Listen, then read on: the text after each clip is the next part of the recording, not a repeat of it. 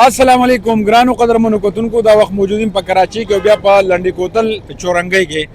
لنډي کوتل فروټ چاټ والا میر صاحب مچلینو ومونو او رالم ما یاره لږ فروټ چاټ رامنې وخوروه نو بس ده راته وویل چې بسم الله بیا راته وویل چې هلکه ته ما چېرته لیدلی نو بس ما ورته هم وویل چې یاره بس په دې موبایل کې به لیدلی یم نو موږ خو نور څه کار نشتي که نه نو بس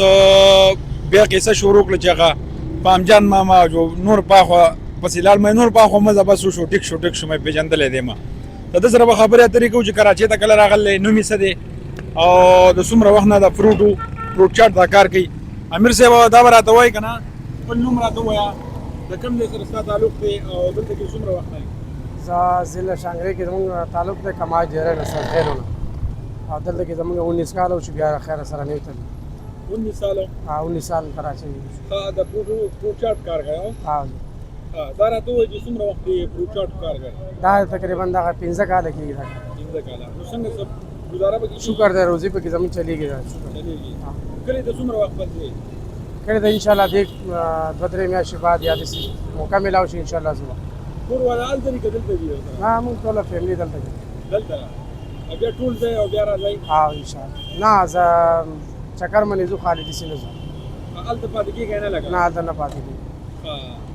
دا راته وایي چې د کلي ژوند ښکل دی که د کراچۍ یاره کلي ژوند ښه دی خو چې بس پیسې درسره وي او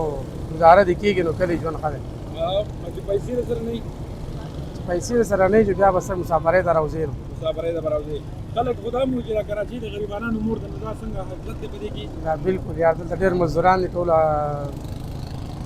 خپله مزدوري کوي ځان له برابر هر قسم کار پکې انسان ځان له پیسې پیدا کولی شي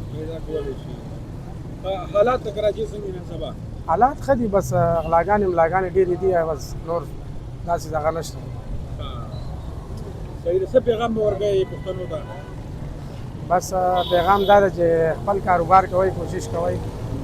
بھائی چولې خرڅوئ که خپل ریړۍ لګوئ دکان کوئ خو خپل کار کوئ دا ډېر فایدهمند وي سړي ته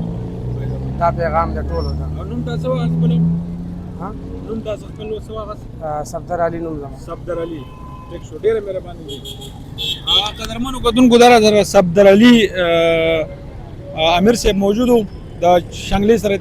تعلق دی او په لنډي کوتل چورنګۍ کې دلته کې د کیرو د فروټ چاټو کار کوي نو یقینا دا خبره اترې تاسو اورېدې که دا ویډیو مو خوښ شوي مخکې شیر کړئ وایي چې د کراچۍ د غریبانو مور ده نو بالکل کراچۍ خو کراچۍ ده هر قسمه خلک په دې کې موجود دی او شته پکې ډېره مهرباني ډېره شکریه امیر صاحب ته څه ټایمه پورې دغه کار کوې دلته کې دغه مازدیګر نه واله دغه 12-1 پورې دلته کې روزانه ډیوټي مننه قدرمنو ویډیو سره مخکې شیر کړئ او امیر صاحب د سره چې وی نو وګورئ ټیک ده جي او خامخا که لنډي کوتل چورنګۍ ته راغلی نو د ده دلته دا ګاډۍ ده او د شپې د 2 بجو پورې